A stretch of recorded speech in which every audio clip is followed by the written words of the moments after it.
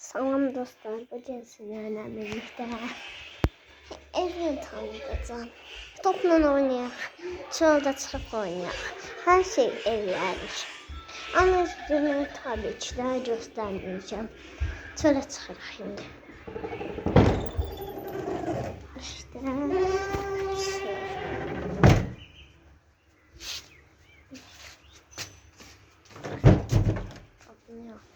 tam da önce de maşını göstereyim.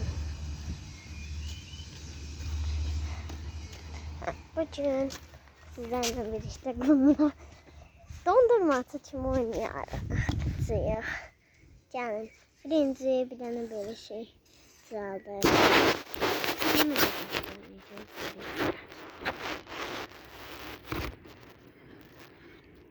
Buradan böyle dondurma kimi götüreceğiz. Sonra bırakır hepsi. Yine dondurma kimi düzeltdik. Ama müşteri tabii ki de yok. Böyle oynayırıq da. Uşaqlar oynar. Uşaqlar elə bir müşteri kimi oynayırlar.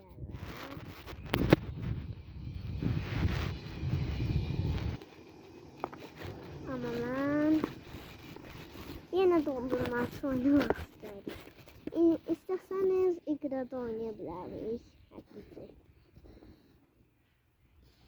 Neyse. Biz düzeldik. Marojna kimi oldu? Çünkü havalar çok istedi. Yay geldi demeliyiz yani. Yazdı, yaydı, yadımdan tam.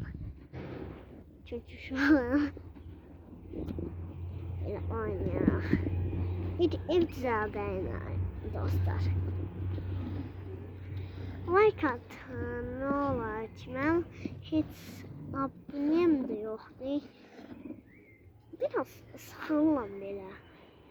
Ama siz like atmışsınız. Bak bir tane video atmıştım. O 81 like idi da. 779'a çıxıbdı. Niye? Çünkü siz like'ınızı silirsiniz təzədən. Abonelikdən də çıxırsınız. Mən 34 abonəçiydim. İndi də təzədən 33'e çıxdım. Bir tane YouTuber var. O mənim dostumdur da. Davuddur o adı. 67 abonəsi oldu. Yani 67. 67'ı sevirlər. Bir tane Google Gaga var. Onu hamı çox istəyir. Çox təzə gəlibdi. Onu hamı like atır. Niye? Niye? Bax sizinlə danışıram. Niye? Yorumlara yazın. Yorum da atın. Ne olar? Mənə ehtiyaclıdır. Mənə lazımdır o.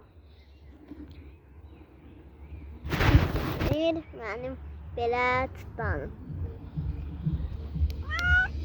Miau.